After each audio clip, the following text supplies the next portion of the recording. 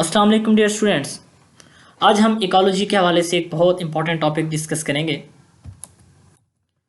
Terrestrial ecosystems. All ecosystems present on land are known as terrestrial ecosystems.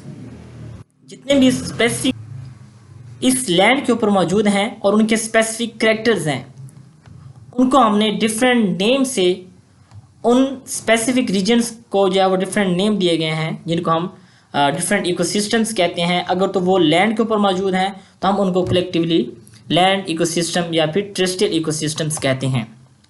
और हर reason के specific characters होते हैं, like वहाँ का एवरेज टेम्परेचर कितना है, एवरेज रेनफॉल और डोमिनेंट प्लांट्स टाइप। सो इन मेजर जो 3 पॉइंट्स हैं, इनकी बेस पे हम किसी भी रीजन को एक स्पेसिफिक इकोसिस्टम का नाम दे देते हैं। ट्रॉपिकल रेन फॉरेस्ट, सबसे पहले हम जो इकोसिस्टम डिस्कस कर रहे हैं, ट्रॉपिकल रेन फॉरेस्ट। यहाँ पे देखिए आपको एक एस्थेटिक व्यू दिखाया गया है ट्रॉपिकल रेन फॉरेस्ट का। यहाँ पे बहुत ज़्यादा घने जंगलात होते हैं और यहाँ पे आपको नज़र आ रहा है कि कितने ज़्यादा जो है वो ट्रीज़ यहाँ पे थिक हैं, बड़े हैं। और इसका अगर हम इसके बेसिक कैरेक्टर्स देखें तो लोकेटेड नियर द इक्वेटर, ये मैं आपको नेक्स्ट जो है वो नेक्स्ट स्लाइड में वहाँ पे आपको मैप पे दिखाऊंगा कि किस तरह जो है वो इसकी लोकेशन जो है वो मैप के ऊपर मौजूद है कि इक्वेटर के जो है वो ये नज़दीक पाया जाता है ये इकोसिस्टम।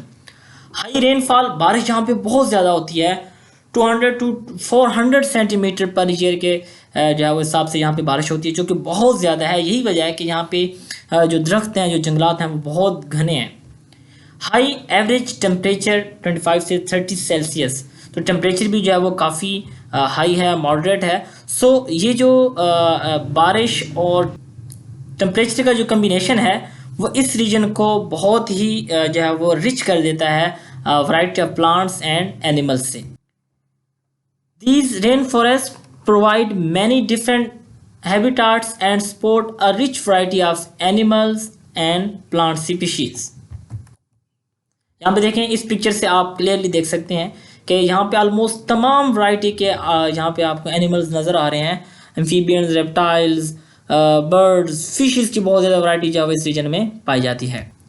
लेकिन आज इंसान जिस तरह जो है वो इंसान की जिस तरह की एक्टिविटीज़ हैं, उनकी वजह से जो है ट्रॉपिकल रेन फॉरेस्ट जो है वो बहुत तेज़ी से ख़त्म होते जा रहे हैं। ओवर हार्वेस्टिंग और हैबिटाट डिस्ट्रक्शन की वजह से स्पीशीज़ का बहुत ज़्यादा लॉस हो रहा है। और अगर ये प्रोसेस इसी तरह जारी रहा तो हमारी इस जो है वो दुनिया को बहुत ज़्यादा जो है वो फ्यूचर में नुकसान हो सकता है।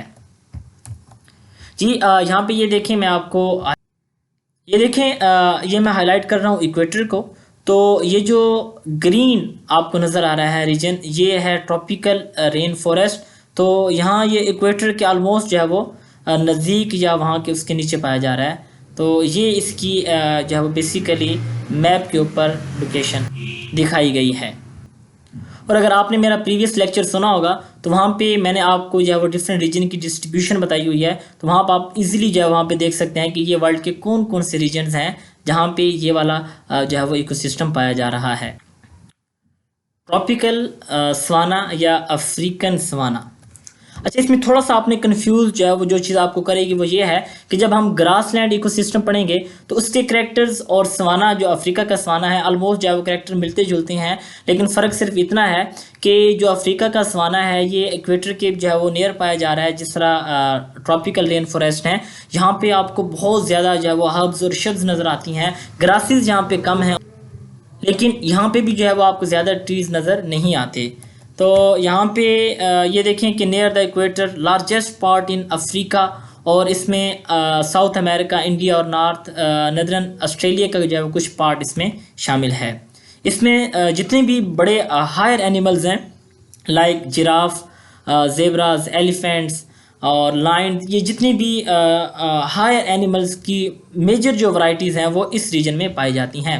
लेकिन इसको हम टोटली ग्रासलैंड इसलिए नहीं कहते क्योंकि यहाँ पे ग्रासेस कम हैं, यहाँ पे जड़ी बूटियाँ ज़्यादा हैं, यहाँ पे झाड़ियाँ ज़्यादा हैं और ये भी जो है वो ग्रासलैंड से मिलता जुलता रीजन कहलाता है। और लेकिन इसके कैरेक्टर्स और ग्रासलैंड के कैरेक्टर्स थोड़े से डिफरेंट हैं। डेजर्ट, इसमें तो ऑब्वियसली जो है वो ड्राईएस्ट, लोएस्ट रेनफॉल, बहुत हार्ड डेजर्ट भी पाए जाते हैं, लाइक सहारा का डेजर्ट है, और कोल्ड डेजर्ट एंटार्कटिका में भी आपको नज़र आते हैं इस वर्ल्ड के अंदर। यहाँ पे कुछ प्लांट्स की वैरायटी दिखाई गई है। शॉर्ट प्लांट्स हैं, थिक प्लांट्स हैं, और इनके अंदर वाटर को स्टोर करने की एबिलिटी जो है वो बहुत ज़्यादा पाई जाती है। यहाँ के कुछ एनिमल्स हैं डेजर्ट के। यहाँ पे भी जो है वो एनिमल्स वाटर को जो है वो कंजप्शन बहुत स्लोली करते हैं, स्टोर कर लेते हैं वाटर को बहुत ज़्यादा, और मोस्टली नेक्टर्नल होते हैं। चूँकि यहाँ पे बारिश बहुत कम है, टेम्परेचर हाई होता है, लिहाजा एनिमल सम टाइम जो है वो यहाँ पे बिहेवियरल एक्टिविटीज़ भी शो करते हैं, लाइक एस्टिवेशन, उसके अलावा जो है वो टॉर्पर। तो इस तरह के जो है वो बिहेवियर शो कर रहे होते हैं यहाँ पे रहने वाले एनिमल।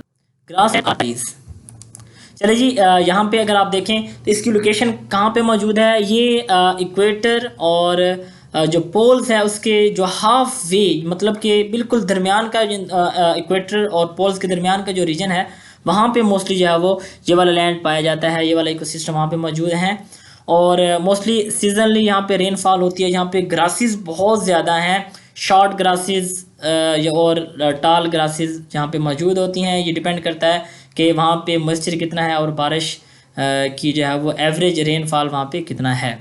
यहाँ पे ये दिखाया गया, ये देखें बहुत बड़े ग्रास लैंड जहाँ पे दिखाए गए हैं आपको। और यहाँ पे भी एनिमल, हायर हर्बीवोरस एनिमल यहाँ पे बहुत ज़्यादा पाए जाते हैं। टेम्परेट डिसीडियस फॉरेस्ट, नाम से जाहिर है कि 2 सीज़न वाले, और यहाँ पे एवरेज रेनफॉल भी जो है वो ठीक है, मुनासिब है।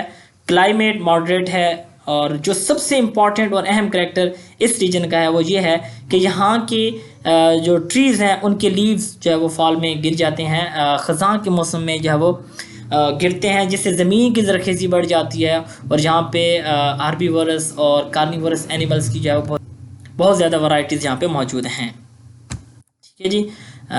चैप्टरल, ये नेक्स्ट इकोसिस्टम, इसके हम करैक्टर देखते हैं। तो ये भी ड्राई है, almost present in all continents. 30 से 75 सेंटीमीटर पर ईयर यहाँ पे बारिश होती है। यहाँ की जो प्लांट्स हैं वो काफ़ी टफ और वैक्सी लीव्स रखते हैं। रूडेंट्स, लिजर्ड्स, रैबिट्स, स्नेक्स यहाँ की इंपॉर्टेंट वैराइटीज़ हैं। थोड़ा सा आपने इस चीज़ के बारे में कंफ्यूज नहीं होना, क्योंकि इसका भी जो है वो इन्वायरमेंट ऑलमोस्ट डेजर्ट के साथ मिलता जुलता है, लेकिन यहाँ पे एवरेज रेनफॉल थोड़ी सी ज़्यादा है, और यहाँ पे मिट्टी कम होती है, जड़ी बूटियाँ ज़्यादा होती हैं, यहाँ पे टीले भी होते हैं। लिहाजा आपने इन 2 इकोसिस्टम या 2 बायोम्स में कंफ्यूज नहीं होना। टैगा बायोम या नदरन coniferous forest, largest biomes, home of coniferous. यहाँ पे सबसे ज़्यादा कोनिफेरस के दरख्त इस रीजन में पाए जाते हैं। एवरेज रेनफॉल जो है वो 40 से 100 सेंटीमीटर। एवरग्रीन ट्रीज जहाँ पे नज़र आते हैं, चूँकि दरख्त से पत्ते बहुत कम गिरते हैं, लिहाजा यहाँ की ज़मीन जो है वो इतनी ज़्यादा ज़रख़ेज़ नहीं है as compare to the other regions, जहाँ पे जो है वो पत्ते ज़मीन पर गिरते हैं, और वहाँ पे डिकम्पोजिशन के अमल से जो है वो ज़मीन की ज़रख़ेज़ी या उसकी फर्टाइलिटी में इजाफा होता है। टंड्रा बायोम ये लास्ट रीजन है। इसमें अगर आप देखेंगे तो found in नदरन most and southern most part of the world, यानी कि पोल्स के ऊपर ये रीजन मौजूद हैं। Found on mountain tops, extreme cold, very low rainfall. जिस तरह डेजर्ट में रेन होती है बहुत कम, इसी तरह यहाँ पे भी बहुत कम रेन जो है वो होती है। Permanently frozen layer of soil, तो एक्सट्रीम लेवल की यहाँ पे सर्दी मौजूद होती है। लिहाजा यहाँ पे ज़िंदगी के आसार इतने ज़्यादा आपको नज़र नहीं आते। जस्ट स्पेसिफिक ग्रोइंग सीजन में आपको कुछ वैरायटीज़ ऑफ प्लांट्स और स्पीशीज एनिमल्स की आपको नज़र आ रही होती हैं। यहाँ पे ये देखें, ये मैंने आपको एक पिक्चर दिखाई है इसकी आप टंड्रा की। तो यहाँ पे बहुत ज़्यादा एक्सट्रीम लेवल की सर्दी होती है, सारा सार बर्फ़ जमी होती है। आपको एनिमल्स जो यहाँ पे पाए जाते हैं वो बहुत जो है वो अडॉप्टेड होते हैं according to that region. That's why यहाँ पे आपको इतने ज़्यादा एनिमल्स नज़र नहीं आते। Thank you very much. Hope so कि आपको आज का ये लेक्चर बहुत अच्छे से समझ आ गया होगा। कोई भी क्यूरी या क्वेश्चन हो तो प्लीज़ आप कमेंट्स में लिख के पूछ सकते हैं या डायरेक्ट मुझसे कॉन्टैक्ट कर सकते हैं। और इस उम्मीद के साथ कि इंशाल्लाह आपने ये लेक्चर बहुत अच्छे से और बहुत जो गौर के साथ सुना होगा। Thank you.